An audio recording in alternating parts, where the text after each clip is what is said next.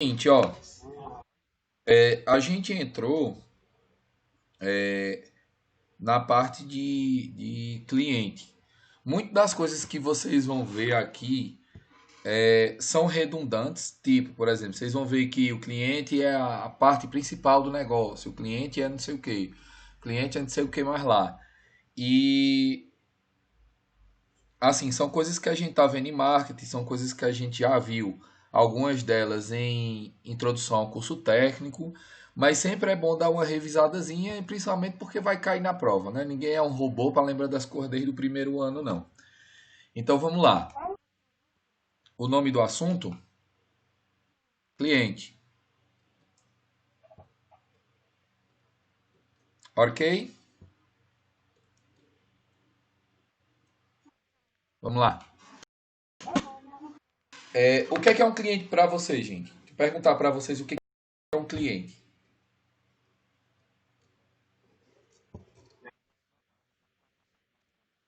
É uma pessoa que vai comprar ou contratar um produto ou um serviço. De quem?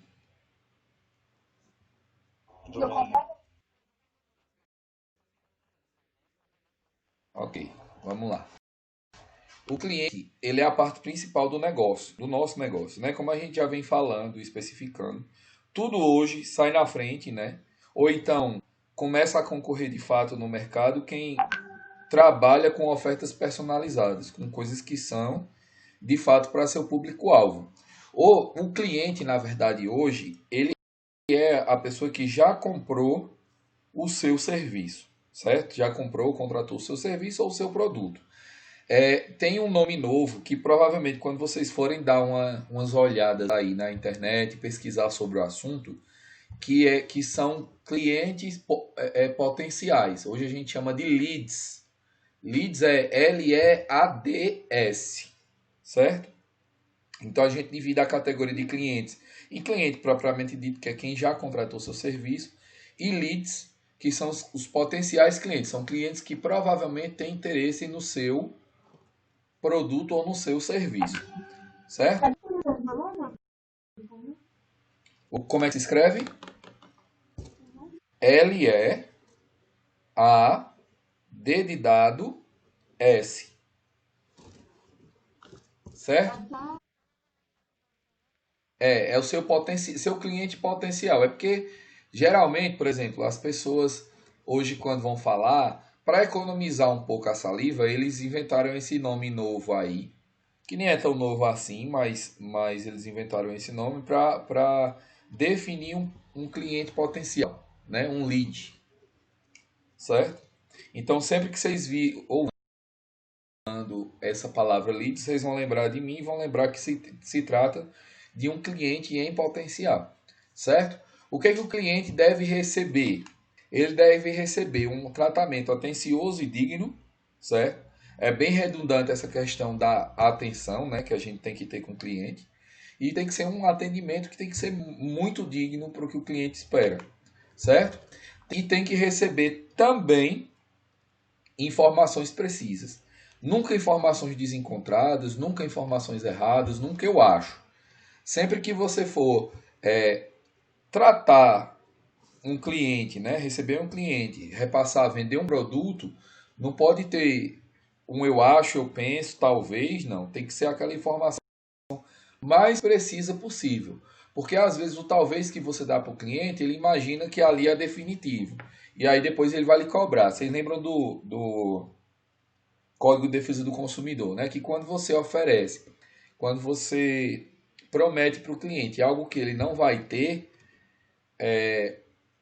você é obrigado, e o cliente conseguir provar, você é obrigado a dar para ele o que você disse que ia ter e que não veio na obra, certo? Então, muito cuidado com eu acho, muito cuidado com eu penso. Tem que ter informações precisas, né? E o código de ética do corretor de imóveis que a gente já leu semana passada, ele fala que antes de você oferecer o negócio, você tem que estar atento a todas as condições do negócio antes de oferecer, certo? O cliente, ele tem uma potencialidade dentro de transações imobiliárias que ela deve ser descoberta, certo? Quem é que lembra quais são essas 7 potencialidades? A gente foi a primeira aula que eu dei para vocês.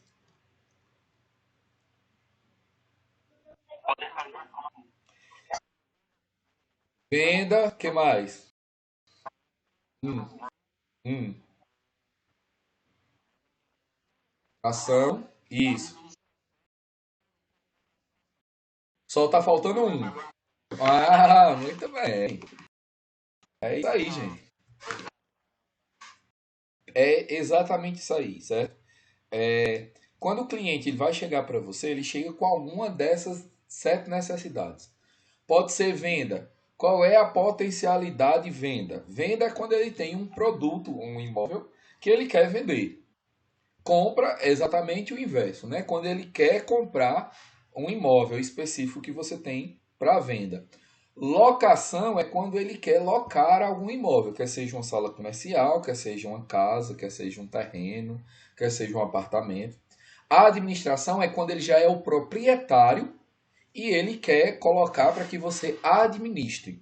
Dentro da administração também vai entrar a parte de administração de vendas de loteamentos, certo? Ou então de incorporações, ok? Uma gestão de vendas. A avaliação, quando ele tem um imóvel que ele quer que você avalie, diga o preço que está custando, né? Você só pode fazer um. Lembrando que a avaliação, você só pode fazer um laudo, né? De avaliação escrito quando você tem um KNAI. Isso, perfeito. Perfeito. Quando você tem um KNAI.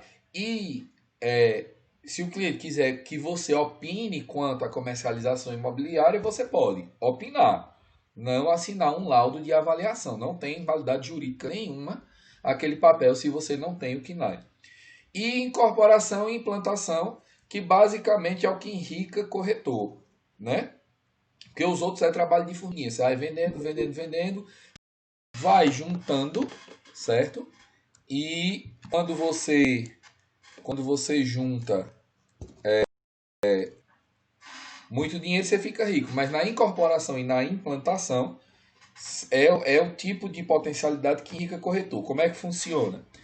Ambas o corretor ele vai vender um terreno, certo? Que ou vai ser incorporado um prédio, né? Residencial ou comercial, ou vai ser implantado um loteamento.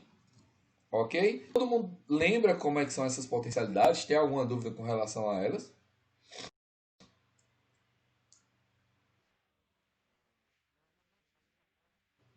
É, mas às vezes tem, né? Enfim, vou passar. Já que ninguém disse que tem dúvida, vamos lá.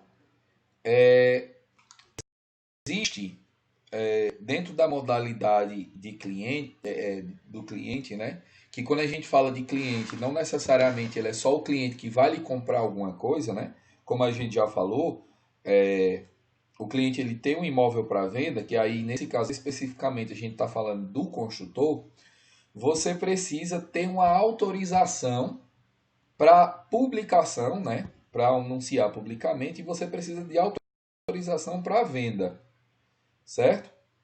Vocês já viram esse modelo de contrato comigo no semestre passado em bases jurídicas. E para quem não lembra desse modelo de contrato, é só entrar no site do Cresce e baixar o modelo de contrato, certo? É um modelo de contrato de autorização de venda. Igor, Oi, deixa eu ver.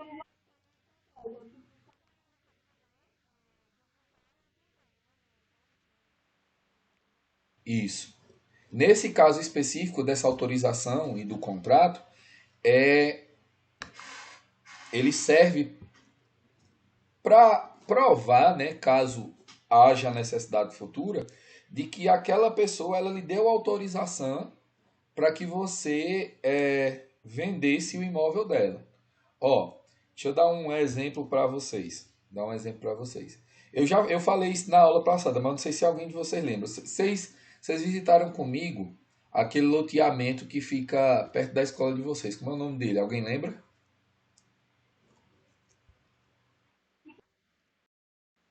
Claro, todo loteamento tem nome.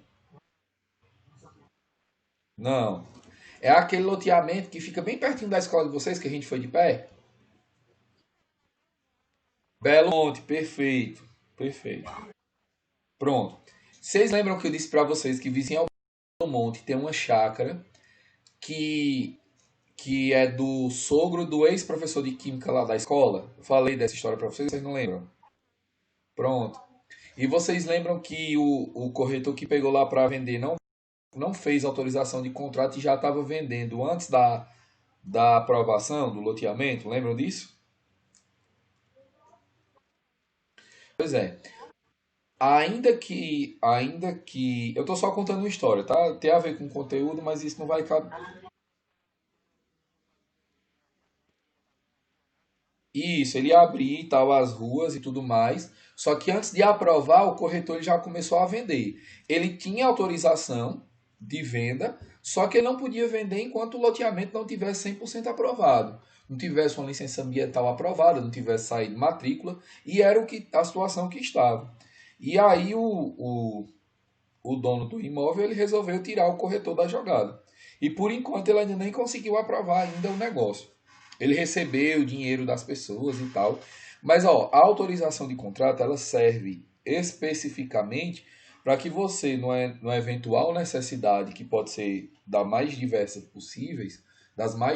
possíveis, você consiga provar que você tem autorização, né, do dono do imóvel para você vender, ok? Beleza? Pronto. Faça um contrato sempre. Sempre. O que é que deve ter em contratos, né? Que a gente já falou, assim, eu estou só dando uma revisada. Os contratos devem ter o nome das partes que estão fechando aquele acordo, tem que ter as qualificações, ou seja, suas profissões, tem que ter qual o objeto da prestação de serviços. Tipo assim, nesse caso específico seria da casa que você está vendendo, do terreno que você está vendendo, do apartamento que você está vendendo. Teria que ter o prazo para a realização dos serviços, né? Tipo assim, se for uma autorização de venda com exclusividade, geralmente dura 6 meses. Então, o prazo seria 6 meses para você vender aquele imóvel. O valor dos honorários que você vai receber, né, que você acordou. Outra parte importante do contrato, às vezes, o construtor chega para você e diz assim: olha, cara, eu vou lhe pagar 5%, né? E quando chega no momento final da venda que você já fez, o cliente já financiou, no momento de receber a comissão, ele diz: não, não lhe prometi 5 não, lhe prometi só 3%. E aí, se você não tem nada escrito, como é que você pode recorrer à justiça ou recorrer ao Cresce para que exija o pagamento da sua comissão que foi acordada, né? Então, é ideal fazer contrato também por conta disso. Vamos lá. Sobre a parte de avaliação, no sentido geral, eu acho que eu também já passei isso aqui para vocês. O que é que tem que ter num laudo de vistoria? Você tem que ter qual tipo de imóvel, se é uma casa, se é uma sala comercial, se é uma garagem, se você está alugando só um quarto, se é um apartamento, né, se é um terreno, qual a localização, com endereço completo, CEP e tudo, qual a qualidade do material que foi empregado. Eu já passei isso aqui para vocês, não já? Qual o acabamento, parte elétrica, hidráulica, telhado, área construída, área útil, estado de conservação e reparos que são necessários. O que você vai falar da parte elétrica? Se está tudo ok, se tem alguma é, luz queimada ou se tem alguma fiação que não está funcionando, se está 100%, se não está. A hidráulica, a mesma coisa, se tem alguma torneira que está pingando, se o chuveiro está ok, se tem algum cano vazando, né? A questão do telhado, se o telhado está tudo ok, ou se tem telhas quebradas, se tem goteira, se não tem. O tamanho da área construída, no caso a área, né, total, a área útil dentro da casa, ou a área útil dentro de um condomínio, dentro de um apartamento. Qual o estado. Área útil é como se fosse aquela área. Você já foi em condomínio, não já? Pronto. Dentro de condomínios existe a área que é privada, que é a parte de dentro da sua casa ou do seu apartamento. E existe uma área que a gente considera a área útil, que é toda a área pública, que é, por exemplo, a parte da calçada dentro do condomínio, a piscina, o campo, o deck, a biblioteca, a academia, entendeu?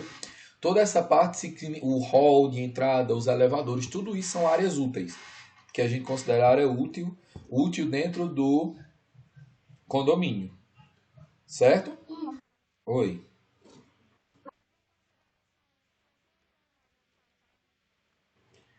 Não. Sim, porque o imóvel novo é para o cliente receber o imóvel novo, novo, né? Sem nenhum problema, nenhum vício de uso, certo? O estado de conservação geral e reparos que são necessários, né? Tudo isso precisa vir no laudo de vistoria, certo? De vocês, corretores de imóveis, enquanto vocês estiverem fazendo esse laudo de vistoria, estiverem avaliando uma casa, ok? É, exi... Hã? Não. O laudo de vistoria, ele é bem particular para cada imóvel. Porque, por exemplo, ó, se você for levar em consideração que cada casa tem sua cerâmica, cada casa tem seu estado de conservação, tem sua parte elétrica, tem sua parte hidráulica e que os usos foram feitos de maneira diferente, né?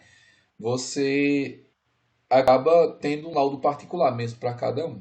Ó, esse assunto dessa parte de cliente, o que eu queria passar para vocês era justamente essas coisas que eu já passei, certo?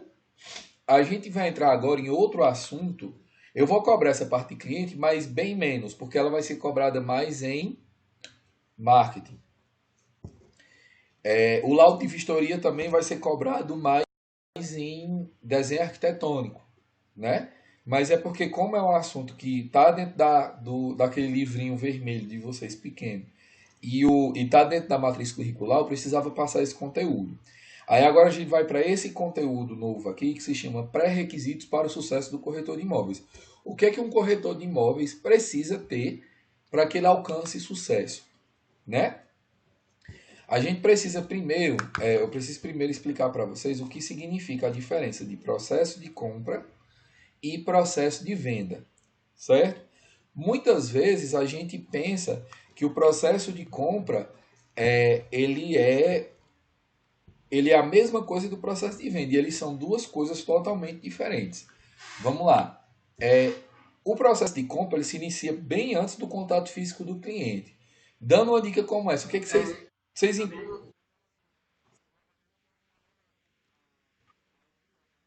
Isso,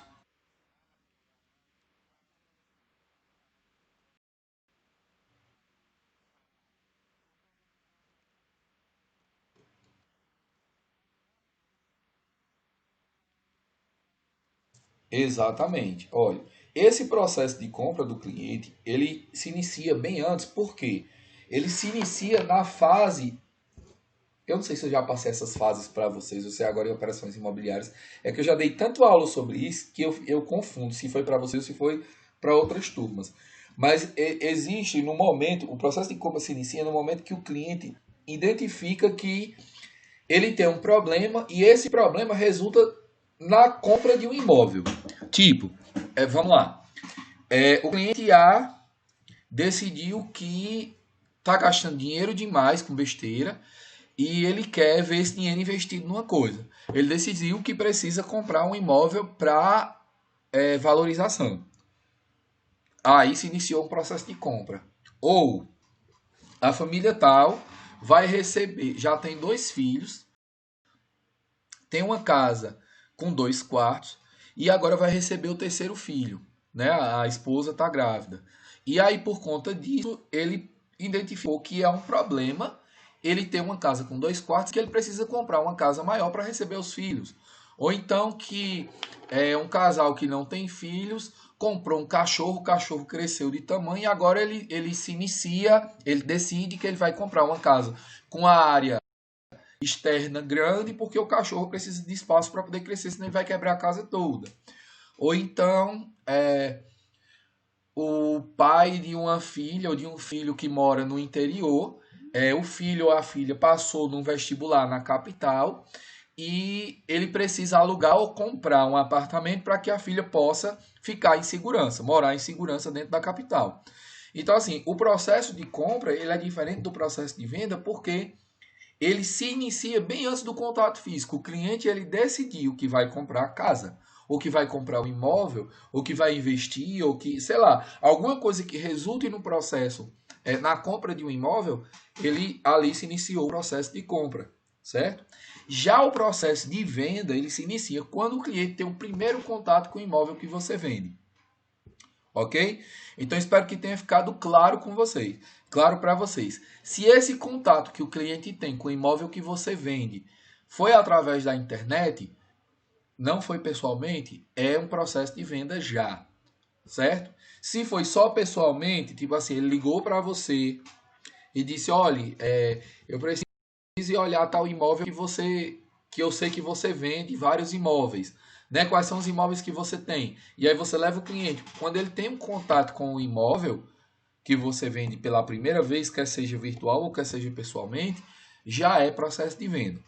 Então eu acredito que vocês devem ter entendido a diferença. Compra quando o cliente decide que vai comprar. Venda quando ele está vendo o imóvel.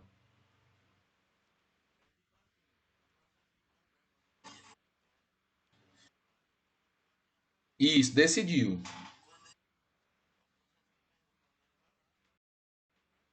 Não quando vai comprar, quando ele vai ver, visualizar.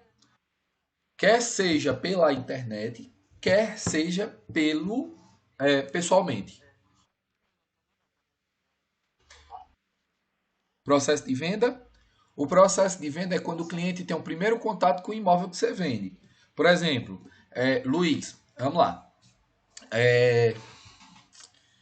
Digamos que pessoa, ele quer comprar, ele casou e ele precisa comprar uma casa. Ele colocou na cabeça que ele precisa comprar uma casa. Porque quem casa quer casa, né? Aquele ditado mais antigo que tem. Ele não vai morar na casa da mãe ou na casa da sogra. Ele precisa ter a casa dele. E aí, quando ele decidiu que ele vai comprar uma casa, porque ele precisa comprar, porque ele vai se mudar, porque ele vai casar, ele decidiu que vai comprar, é processo de compra, certo? Aí se iniciou o processo de compra. Quando ele vai atrás, por exemplo, ele começa a ir atrás de números de corretores e ele acha o teu, Luiz. Luiz Araújo, é? É porque teu nome no meu celular é Luiz Degrau, que tu que me salvou, do grau, sei lá. Aí eu não sei teu sobrenome, mas enfim, Luiz Araújo. Aí Luiz Araújo, corretor de imóveis. Aí ele entra na tua página, no teu Instagram, que tem um monte de imóveis, ali já é processo de venda, porque apesar de ser virtual, ele já está tendo contato com o imóvel.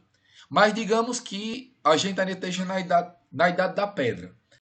E que não existisse Instagram, as pessoas não divulgassem por internet, fosse ainda na época dos classificados, né? Aí ele vai lá procurar no jornal. Aí ele vê o telefone, Luiz Araújo, corretor de imóveis, ligue para o meu escritório, 3512, ainda era telefone fixo, ó. Você vê como é antigo, 3512, sei lá, 1844. Aí ele liga para você e diz, Luiz, olha, meu nome é Pedro Pessoa, eu quero comprar uma casa para eu casar. E aí, como é que a gente pode fazer para que eu visite os imóveis que você tem em tal localidade? Aí vocês vão marcar para amanhã e tal, de manhã. Aí quando ele chega no imóvel com você que ele está vendo, também é processo de venda, certo? Então não interessa se é internet ou pessoalmente, é processo de venda. Mas só é processo de venda quando ele tem contato com o imóvel que você vende, enquanto corretor, certo? A compra de imóveis, gente, isso aqui é sempre bom deixar claro, ela quase nunca ela é impulsiva. Quase nunca. A única compra que ela pode ser impulsiva é a compra de terreno, quando um amigo vai com um monte de amigo olhar um loteamento que acabou de ser lançado e ali no meio da empolgação ele compra o imóvel sem fazer as contas. Mas geralmente, por ser um produto que ele é mais caro do que os demais, ele demora mais tempo para pagar do que os demais por conta desse preço dele, ela quase nunca ela é impossível, ela é uma compra muito bem pensada. Então, jamais, isso é um conselho que eu dou para você, jamais pressione cliente, Fique ligando para o cliente para saber se deu certo, se não deu, se o cara decidiu, se o cara não decidiu. Porque ele vai se sentir pressionado e ele acaba não comprando. Ok? Então tem muito cuidado com essa questão aí de ficar pressionando o cliente a comprar um imóvel. Vamos lá. As decisões dos clientes, elas são influenciadas diretamente por alguns fatores, certo? São os fatores culturais, são os fatores ambientais, educação, experiências anteriores e status, renda e opinião de amigos, vizinhos e parentes. Vamos lá destrinchar cada um. O que vocês considerariam um fator cultural que faz um cliente comprar um imóvel aqui na nossa região? Me dê exemplos aí. Não, religião não. Religião não entra na parte cultural, não. Não. Ó, cultura, gente, não necessariamente tem a ver só com artes, tá? É, fatores culturais são de costumes da nossa região. Por exemplo, por que que hoje aqui. Pode falar? Não. Romaria religiosa também.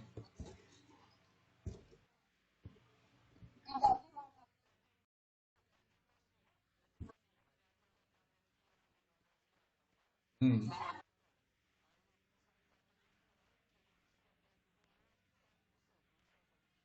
Não necessariamente. Mas pode até ser. Pensando dessa maneira, pode ser. Perto sei lá, do Horto, porque está perto da estátua do Padre Cícero, se sente mais abençoado. Beleza, eu aceito até essa daí. Mas, ó, cultural que eu tô falando é tipo assim, por exemplo, vocês acham que aqui na nossa região, apesar de ser uma região que está em constante crescimento, né? A gente tem mais, mais vendas de casas ou de apartamentos? Por quê?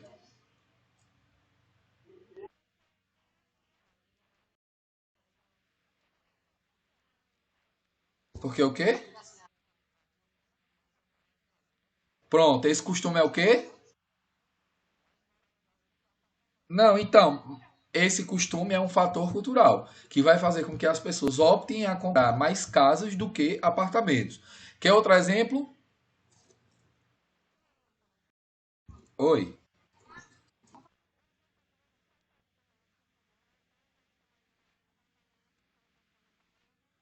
Hum,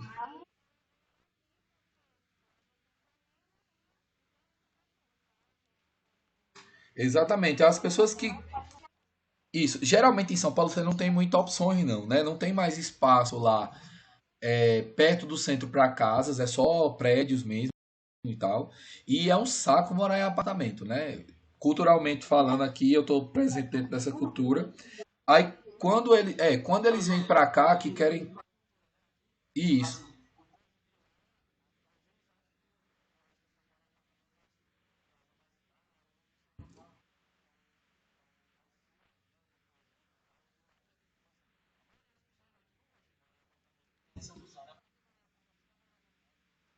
exatamente. Então assim, em capitais a cultura lá é de se comprar apartamento. Tipo, não sei se vocês viram, quem aqui assistiu a live com o Jardel, o corretor lá de Fortaleza, vocês viram que lá diz, cara, a gente não tem casa para vender aqui não, é só apartamento. São apartamentos de 150 mil. Ele disse que tem apartamento lá de 900 metros quadrados. 900 metros quadrados é uma chácara aqui em Juazeiro, 30 por 30, né? Que deve ser caríssimo. Pode perguntar.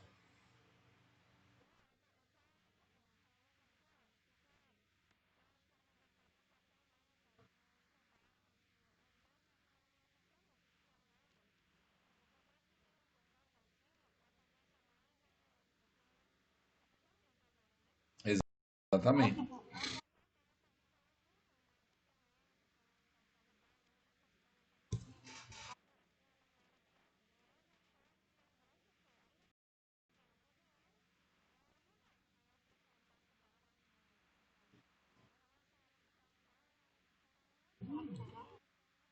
Exatamente. Ó, Pode falar.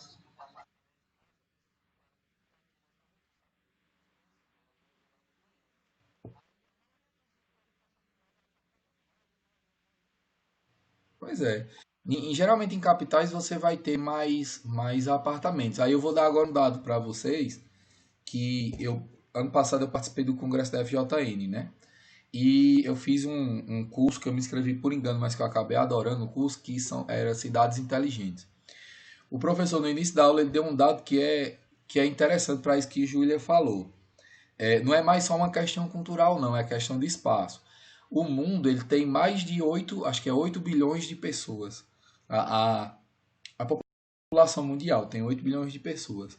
E recentemente, até o ano passado, parece, o ano retrasado, existia mais gente morando em zona rural, existiam 4,5 bilhões de pessoas morando na zona rural e 3,5 bilhões na zona urbana. E estava mudando, né? E mudou, se inverteu. Agora são 4,5 bilhões na zona urbana e 3,5 bilhões na zona rural. Isso quer dizer que tem mais pessoas na zona urbana. E sabe quanto do território mundial, isso contando com os mares também, é utilizado para zona urbana? Quanto do mundo é zona urbana? 5% do mundo só é zona urbana. Para abrigar. Zona rural. Exata. Não, não é que nem vai ter zona rural. Vai ter. Só que a zona rural não está dando mais o dinheiro que dá antigamente. Só vai ficar quem soube se fazer na zona rural.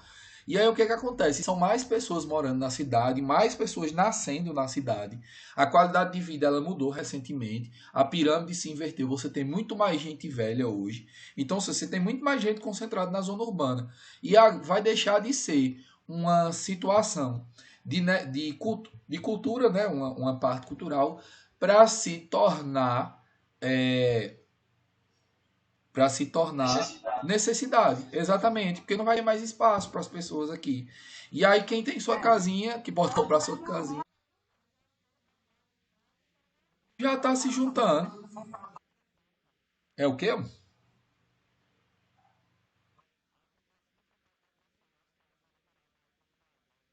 Ah, que legal, Sávio. Obrigado, viu, por essa colocação muito interessante. Quase que eu morria de rir aqui. Oi.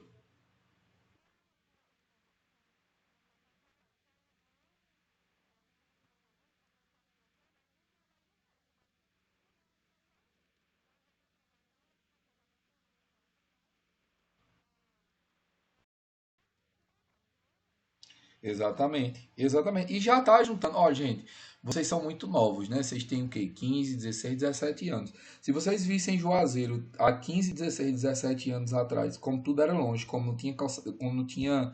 Algumas ruas não tinha nem calçamento, era na terra, não tinha casa construída. Eu moro aqui nessa rua há 8 anos, dá 10 anos. Faz 10 anos que eu moro nessa rua. Quase não tinha casa, era só muito terreno aqui na época que eu vim morar aqui, e hoje está tudo bem desenvolvido, e aqui se tornou uma área bem valorizada. Então, assim, a cidade está crescendo demais, as cidades estão crescendo demais. Juazeiro está se encontrando com Crato, Barbalha, agora com Missão Velha e Caririaçu, né? Caririaçu sempre teve a estrada, mas não estava sendo desenvolvido para o lado de lá. E agora Missão Velha, depois que foi lançada essa nova estrada, a gente já tem, de 2 anos para cá, já tem o quê? 4 loteamentos lançados lá. Já tem o Sombra de Juá da Juás, que vendeu todinho. Tem o Conquista de Magno. Tem um da Geotop, que é o Caririville. E tem o que a gente está trabalhando agora, que é o Sol Nascente. Então, e é cada vez mais loteamento sendo lançado. E as pessoas acham perto. Porque em 10 minutos você está no de Juazeiro. Oi.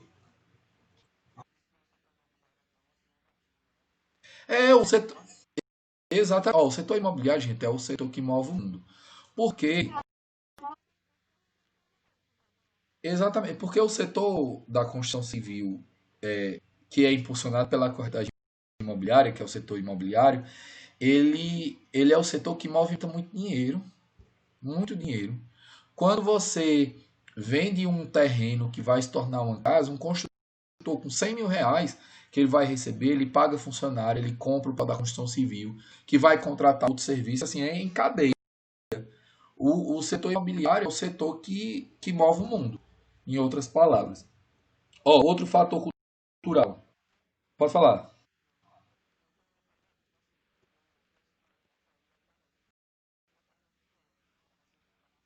Isso.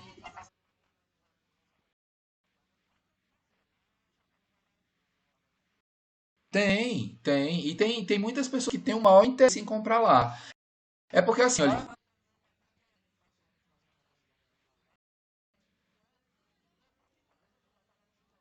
pois é, pega o celular lá, Luiz.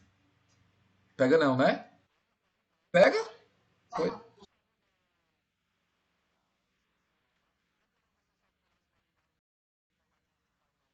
sim.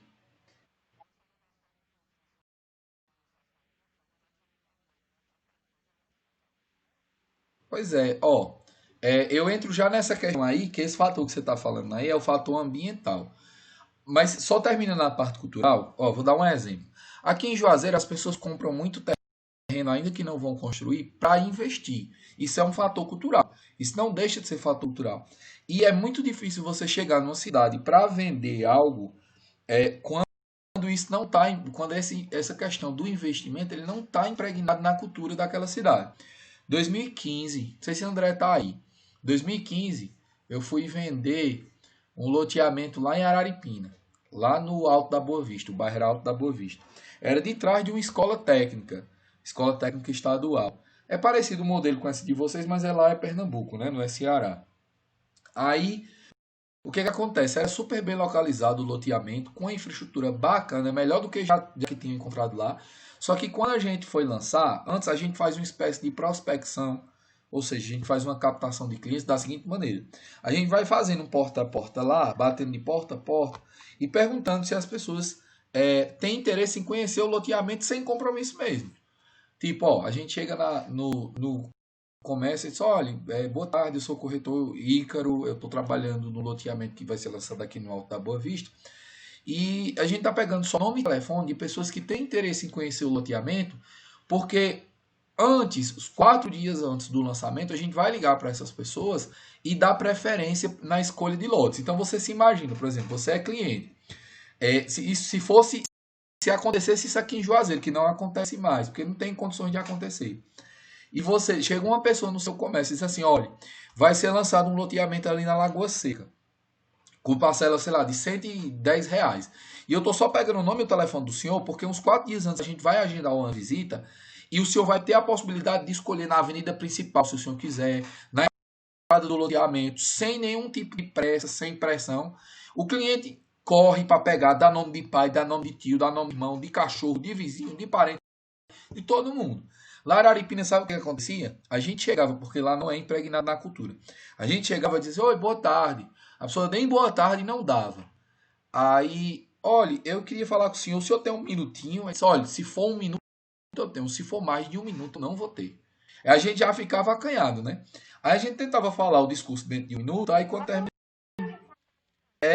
O comércio de Araripina fecha 3 horas da tarde. Pra vocês terem uma ideia. 3 horas da tarde o pessoal tá baixando as portas lá. Aí, quando a gente explicava tudo que a gente tinha para explicar, dizia: não, meu filho, eu já tenho meu carro. Não, meu filho, eu já tenho minha casa. Ou seja, eles compram lá para não para investir, eles compram para construir a casa e ponto final. Eles não têm culturalmente lá o interesse de comprar um terreno para comprar, ter um imóvel de final de semana. Eles não têm o interesse de comprar um imóvel para valorizar no futuro. E isso é muito ruim para a cidade porque não há especulação imobiliária. Ou seja, você sabe que você compra hoje, tudo bem, vai ter uma valorização e tal, porque vai chegar, mas assim, é tudo de uma maneira muito lenta, muito calma. Pra vocês terem uma ideia, tem um restaurante, ó, o comércio de Araripina, ele é tão ruim, tão ruim, tão ruim, que tem um restaurante lá que fecha 11 horas, de 11 ao meio-dia para o almoço. Um restaurante que deveria estar aberto das 10 horas às juro por Deus, que cai um raio na minha cabeça agora. Uma vez a gente foi lá almoçar, só que a gente era acostumado a meio-dia, e meio. Só que às vezes a gente ia pegar plantão de meio-dia. Aí tinha que almoçar 11 horas. Quando a gente chegou lá no restaurante, 11h30 da manhã, o restaurante fechado. Não tá fechado porque não tá fechado para almoço. É sério. Não é mentira, não.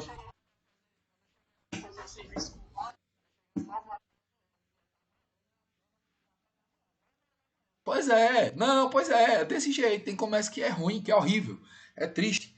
Ó, aí vamos entrar agora nos fatores ambientais. Ambientais, gente, não necessariamente é só a ver com o meio ambiente, tal, paisagem, não.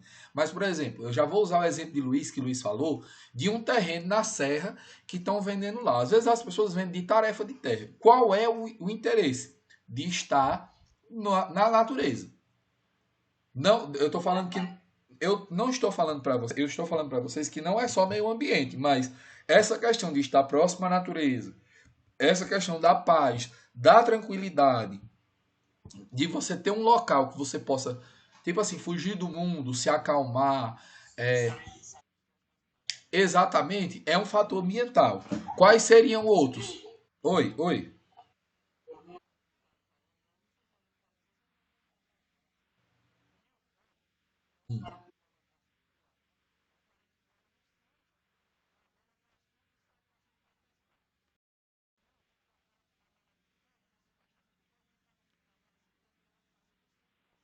Para sair para pescar, exatamente. A gente não sabe entender essas coisas, não, né? A gente. São coisas que a gente filosofa, mas. Oi.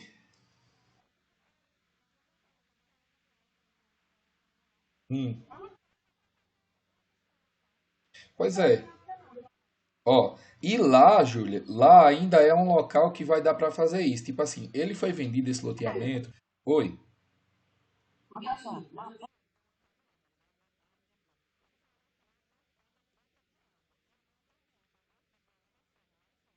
Porque prova, porque assim, existem locais que a CAGES ela ainda não entrou e vai demorar muito tempo a entrar. Como é que as pessoas têm acesso à água no local como esse? Ou eles cavam um poço profundo, né? Um cacimbão, alguma coisa do tipo, para ter acesso à água, ou então em comunidade mesmo, eles mesmos cavaram esse poço profundo, construíram uma caixa d'água que leva água para essas casas todinhas, certo? Ou tem algumas pessoas também que na ausência desse poço profundo cava, cava não, constrói uma cisterna e aí vem um caminhão pipa e abastece. Assim, existem várias maneiras. E aí, nesse caso, você acaba não pagando a conta de água. Acontece.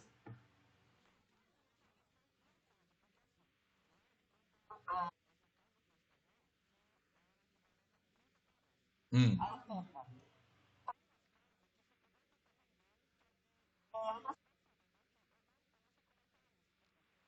pois está errado. Tá errado. É porque assim, geralmente esses terrenos mais antigos, a pessoa dá usucapião, né? Usucapião, aí tira a escritura pública, né, do usucapião e tal, e aí o terreno passa. Pois é, aí o terreno passa a ser seu. Ele pode pedir reintegração de posse, né? Tipo assim, se for provado que aquela área que aquelas pessoas estão ocupando é dele, ele pode pedir reintegração de posse. Ficar com aquele terreno para ele, de novo, né? Retomar. Ó, só respondendo um pouco ainda do que Júlia estava falando. Júlia, lá, esses terrenos de 8 por 25 eles já foram lançados nessa ideia de você comprar um, dois e fazer uma chácara, colocar uma piscina, fazer algo de final de semana, porque assim, lá vai ter calçamento, né? Já tem, na verdade, já está construído. Lá já está passando o encanamento, só falta cavar o poço profundo da água. Lá vai energia e iluminação pública em LED. Então, basicamente, vai ser a infraestrutura básica de uma cidade, onde você vai estar, entre aspas, afastado do centro de Juazeiro, mas ao mesmo tempo você vai estar perto, que em 10 minutos você está perto, né? Você está perto do centro, você chega ao centro, em Juazeiro. E aí, por ser um terreno maior, você pode construir uma casa no final de semana para você sumir do mundo, às vezes, né? Ó, outra questão ambiental. É exatamente o inverso disso. Tipo, você quer uma casa, você quer um terreno, você quer um apartamento que seja próximo ao centro. Porque para você é mais viável estar próximo do que longe demais do centro. E existem vários outros é, fatores ambientais que vão influenciar na compra, que vão ser um fator de decisão de um cliente comprar. que vocês acham? Educação. Educação, gente, esse fator é tudo que está ligado à educação mesmo, conhecimento, ao adquirir conhecimento, tipo aquela situação que eu joguei para vocês, onde o cliente ele vai ele vai ter uma filha, um filho que vai morar na capital. Tem relação com a educação, porque ela vai morar para poder estudar. Ou então, por exemplo, tem a ver com a instrução, o grau de instrução do cliente. Ele saber que quanto mais longe ele morar do centro, mais qualidade de vida ele vai ter. Então, qualquer tipo de decisão que é influenciada por um grau de instrução, ela é considerada um fator de decisão em educação, certo? Experiências anteriores. Quando você vai comprar uma casa ou então um terreno a uma imobiliária que foi uma boa compra que você fez. Tipo assim, por exemplo, digamos que há 8 anos uma pessoa me comprou um terreno que eu disse para ele que ia valorizar porque perto ia passar o anel viário e tal, e de fato valorizou e recentemente ele vendeu o terreno 3 vezes mais caro do que o valor que ele comprou. É uma boa experiência anterior, não é? Então, isso vai acabar fazendo com que ele, futuramente, quando ele for comprar é, outro imóvel com essa expectativa de valorização, ele me procure para me comprar de novo, certo? E não necessariamente essa experiência anterior está ligada só diretamente a corretores imobiliários. Às vezes está ligada a uma localização, às vezes está ligado a um prazo de compra, às vezes está ligado a um reajuste de compra. Então, assim, essas experiências anteriores pode ser qualquer coisa de experiência anterior que serviu para que ele compre ou não compre de novo algum tipo de imóvel, certo? Oi. Experiência anterior, vamos lá. Me diga um imóvel que fica perto de um rio, aqui. Vocês já foram no Conviver? Vocês já foram no Conviver do aeroporto? Deixa eu ver. Vocês foram comigo no Vila Joá. Não, não foram comigo no Vila Joá, vocês foram comigo no Oasis, né? Gente, digamos que. Digamos não, no Conviver, no loteamento Conviver do aeroporto, ele tem uma avenida que ela é duplicada, ou seja, ela tem uma avenida de um sentido e tem uma avenida ao lado de outro sentido. Vocês sabem que é uma avenida duplicada, não sabe? São duas pistas, uma indo e outra voltando. Pronto. O que divide essas duas avenidas dentro do Conviver é uma. Não, pronto, eu vou dar o exemplo do Crato agora para vocês entenderem melhor. Vocês sabem que o Crato, quando está chovendo muito, alaga aquela parte do canal. Não sabem? Pronto, igual na Lagoa Seca, mas só que no Crato passa um canal, um rio mesmo, que a gente chama vala, né? Que toda vez se vocês não viram isso é porque vocês não são antenados nas notícias de Juazeiro, que toda vez que chove muito alaga. Vocês sabem disso, não sabem lá? Pronto. Digamos que você é um cliente que você não sabe que aquele rio alaga. E o corretor não informou isso para você. Que toda vez que chove muito forte, a água sobe demais, entra nas casas e destrói os móveis que as pessoas têm, né? Aí você não sabe disso. Aí você disse, eu vou comprar. Foda-se, vou comprar. Aí você compra uma casa que fica ali na beira da entrada da vala do canal do Crato. E aí na primeira chuva que dá, alaga. O, o rio sobe, a água entra na sua casa, traz doença também, leptospirose, o caralho a quatro para vocês. E você se decepciona com a compra. Futuramente, daqui a 2, 3 anos, se você for comprar um imóvel de novo, você vai comprar um imóvel que esteja de frente para um canal? Pois é. Ainda que o corretor diga assim, ó, faz 10 anos que esse canal não enche. Você vai comprar? Exatamente, porque a sua experiência anterior, ela lhe diz que você não deve. É uma experiência anterior, ou seja, é uma experiência de compra anterior que não foi legal. Tipo, eu tava falando ontem para vocês de esses fatores aí, gente, eles servem não só para esses fatores eles servem não só para compra de imóvel específico, não. Tipo, eu tava falando ontem para vocês dos fones de ouvido com e sem fio. Tipo, se você compra um fone de ouvido R$ 5 no mercado que não valeu merda, num dia tava desmantelado, você vai comprar de novo? Não. É uma experiência anterior. É uma experiência anterior que lhe diz que você não deve comprar um fone de ouvido de R$ 5 no mercado, porque em um dia ele vai desmantelar. Então, assim, são as experiências anteriores, se elas forem positivas, elas vão fazer você comprar de novo. E as experiências anteriores, se elas forem negativas, elas não vão fazer você comprar de novo.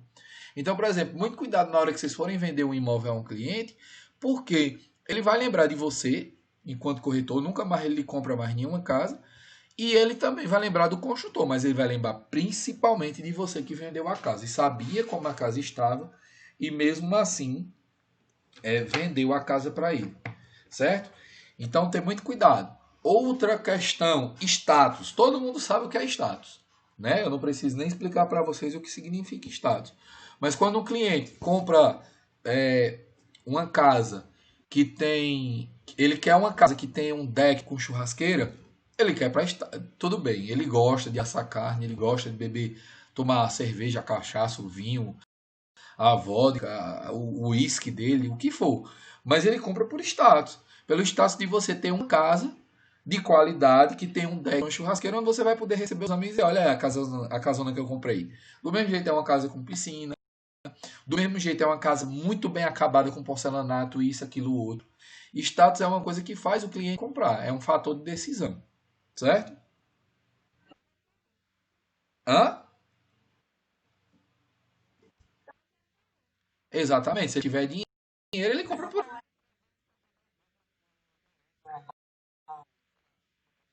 Ah, eu tenho o Xiaomi, é, no, sei lá, modelo tal, que faz tudo que um iPhone, sei lá, 6 faz.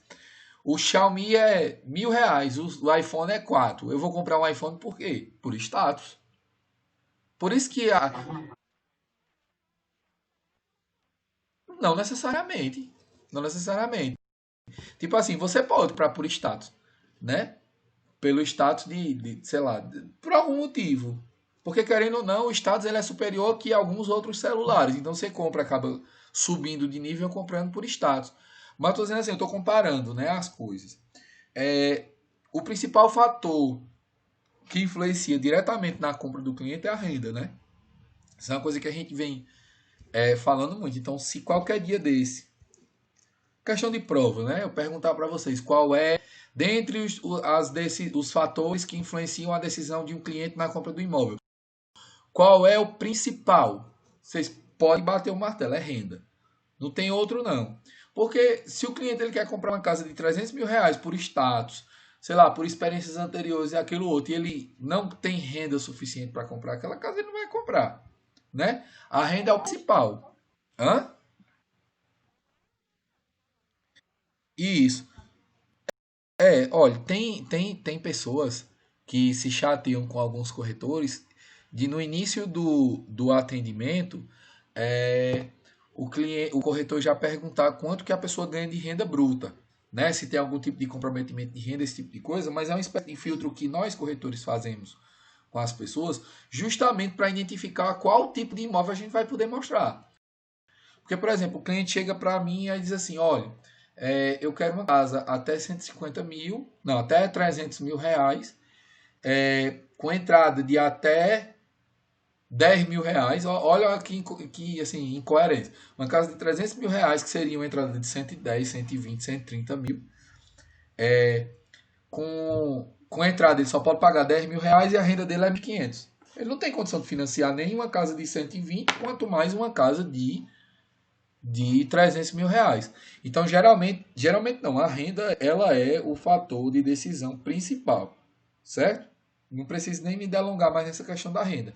E por fim, a opinião de amigos, de vizinhos e de parentes, certo? A opinião não só dessas pessoas, né? Ou melhor, a opinião dessas pessoas, de amigos, vizinhos e parentes, ela também é muito importante porque são pessoas que estão satisfeitas em algum local e geralmente elas também influenciam diretamente na compra da pessoa. Se você vai atender um cliente que ele leva um pai, que ele leva um tio, que ele leva, sei lá, algum amigo para a visita, você tem que conquistar essa pessoa também. Porque essa pessoa ela vai dar a opinião dela, vai dizer, olha, tu deve morar lá, porque eu achei lá, é muito bom, isso, aquilo, outro. Ou então ela vai dizer, você não deve morar lá por conta disso, disso, disso e daquilo. Então a venda você tem que fazer para essas pessoas que vão dar suas opiniões também.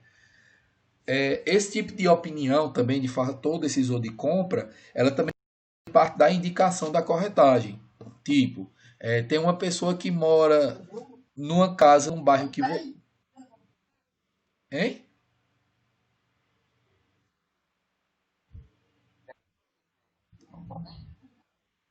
Desliga o áudio, macho.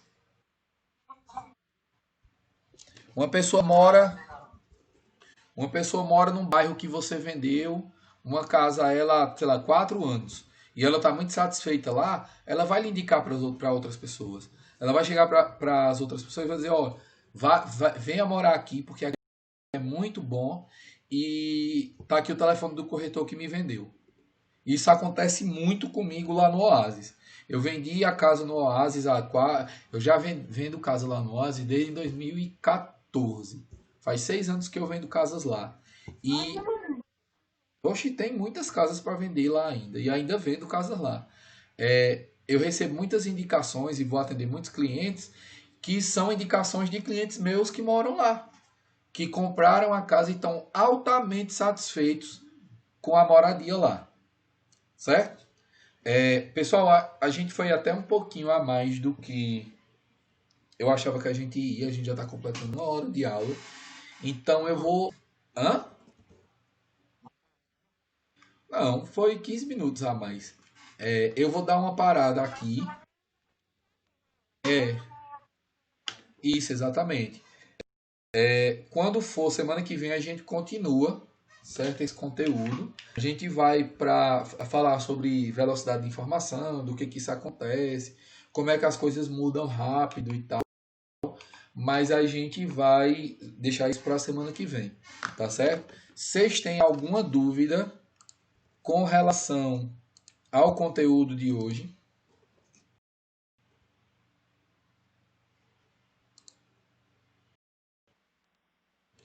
Não, vocês não têm nenhum tipo de dúvida, gente. Tá todo mundo sabendo, todo mundo entendeu. Ninguém tem dúvida nenhuma sobre nada.